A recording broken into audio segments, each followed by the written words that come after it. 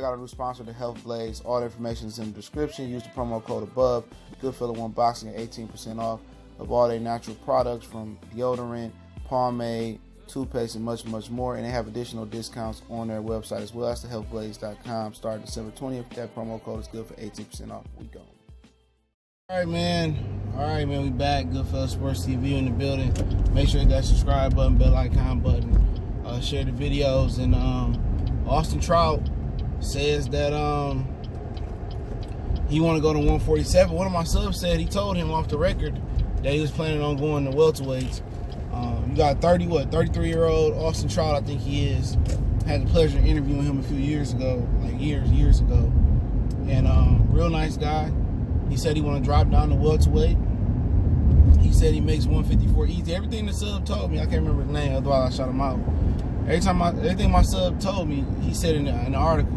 I guess he said it last night. He was calling the Brandon Figueroa fight. I didn't watch it. After I watched Yard and Kovalev, I was just watching football, high school football all yesterday. But he said Danny Garcia, easy work. He said it'd be easy work for me. And, Mikey Garcia and Danny Garcia, it may or may not happen. I don't know. But Mikey could be going to the zone. It seemed like Mikey holding out to try to leverage more money from somebody else. Maybe he got offers from Golden Boy, Premier Boxing Champions, which I heard they really don't care about Mikey too much because his performance versus Errol Spence was terrible. And he got an offer from Top Rank. So, if not, Danny Garcia needed a dance partner. He could be slated to fight Pacquiao next. And, Mayweather might tune up in Japan and Rinzin, and then Pacquiao Mayweather too. That's what I've been hearing since the Keith Thurman fight for Pacquiao. So Austin Trout pretty much put the welterweight division on notice. Say he take the winner or loser, Errol Spence, Sean Porter, don't matter. He'll fight Keith Thurman, which would be actually a good fight. He not looking to tune up in this division, which I just don't get it. If he can make 147 so easy, why didn't he make this move years ago? And I understand he was probably chasing the Canelo rematch. He was chasing Lara. But the theme of a 30-year-old fighter is going down a weight, and it just don't seem good. You had a homeboy who just did it, Curtis Stevens. It was somebody else who just moved down in weight too, being older. I can't remember who it was, but somebody just moved down in weight. Can't remember who it was. Somebody just moved down in weight, and it didn't go well for them neither. But I know Stevens did, but if if at the end of the day, he already fought everybody at 54. He fought both Charlos at 54. He fought Lara. He fought her. The only person he didn't really fight was Tony Harrison and J-Rock, and he probably ain't even in their vision. But he do got the style to embarrass Danny Garcia. He do, because he gave Jamel Charlo all types of problems. He gave Jamel all types of problems. Now, he arguably could have lost to Terrell Goucher. That was a fight that just didn't keep my interest. It was just Terrell Goucher. I don't know. Him and Austin Trout, that's just bad flavors, man. Just Terrell Goucher is just a really solid fighter, but he just don't do nothing great. Had he had real power, he might have stopped Arizona Lara way back when. You know what I'm saying? But Austin Trout and Danny Garcia, I can see if Austin Trout still got his leg and got stamina, he can make the weight. Not hard. I can see him giving Danny Garcia a run for his money. I can see him outboxing Danny Garcia and then, getting wore out down the stretch and then getting knocked out. That's why I look at it, just, the fatigue and pressure at 147. But as far as styles, Austin Trout, if Austin Trout showed up versus Jamel Charlo, he got those type of legs. Yeah, he can outmaneuver and outbox Danny Garcia. No doubt about it. Danny Garcia got problems with people who got quick feet, slick, and Austin Trout still pretty slick. Even after the damage he took versus Jared Hurd, he came back very, very well. Rangy guy. I thought Erickson Lubin should have been another guy that went down in weight. You know, at the end of the day, maybe they don't want to put that stress and that strain on their body early on. But Austin Trout and Danny Garcia, I can see Danny Garcia getting pieced up in that fight.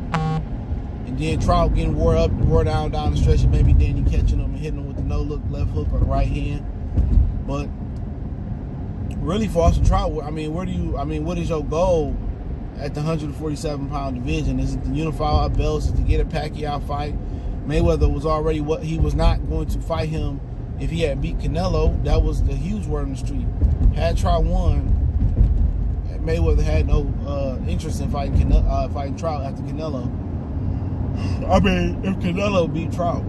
But, you know, Trout and Sean Porter, that's one of those fights, win, lose, or draw, depending on how Sean lose. That's one of those fights that,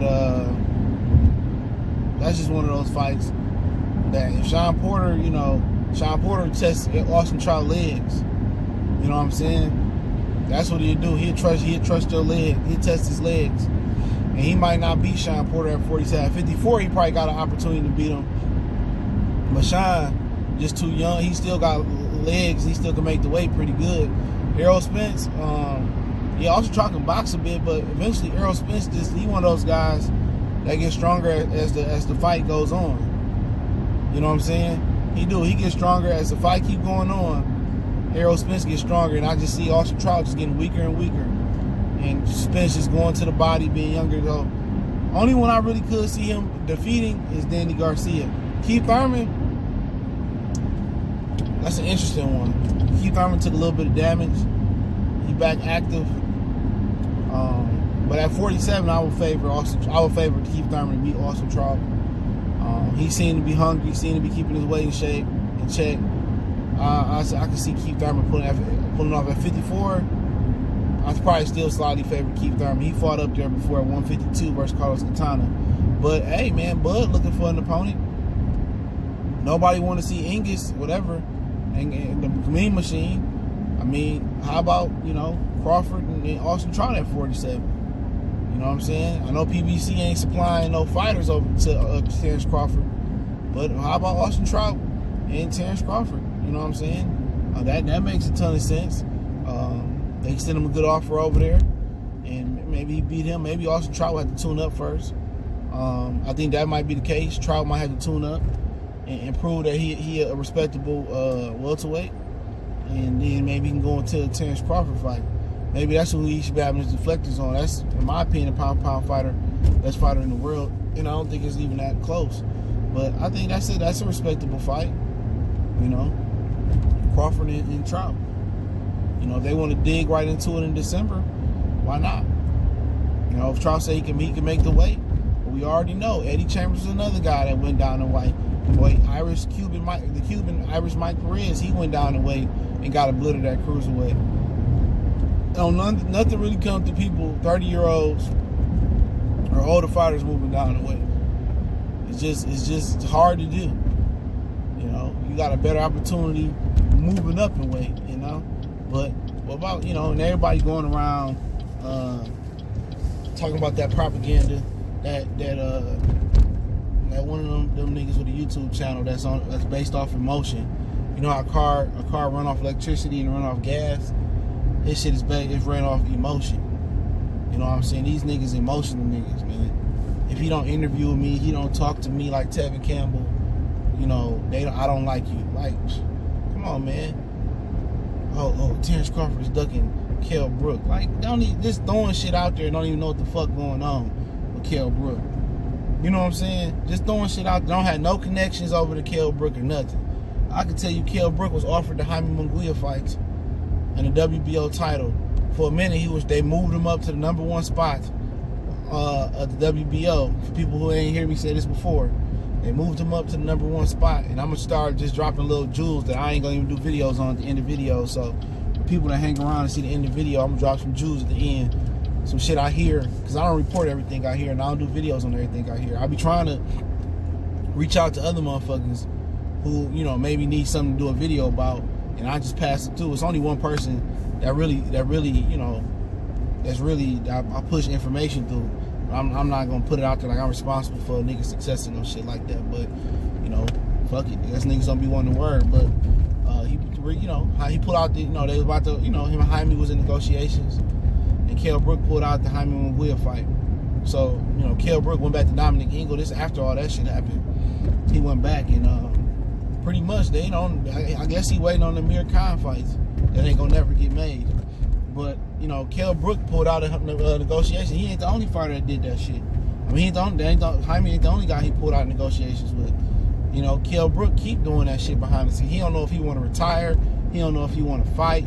He don't know shit. So for people saying Crawford ducking Kell Brook don't want to fight nobody. He don't. And if you seen Kell Brook last 2 fights, then I ain't got to say nothing. But most of y'all casuals, you know what I'm saying? Y'all can't even name five fights Kell Brook had. Real talk. Y'all don't even know who Kell Brook coach is. Y'all barely know that Eddie Hearn is promoter. But that just comes out here from hating ass, resentful ass, emotional mangina ass YouTube niggas, man. That run off emotion. But hey, y'all know what it is. Goodfellas Sports TV. Don't forget we on Facebook, Instagram, Twitter. Reach out to the email if you have business questions, inquiry, sponsorship, video requests. Keep sharing the videos. Appreciate the love, support. And don't forget to check out our sponsor, The Help Blaze, at thehelpblaze.com. Promo code Goodfella1Boxing. Get you 18% off the 100% all natural products. One time for one time. Y'all know what the business is. We gone.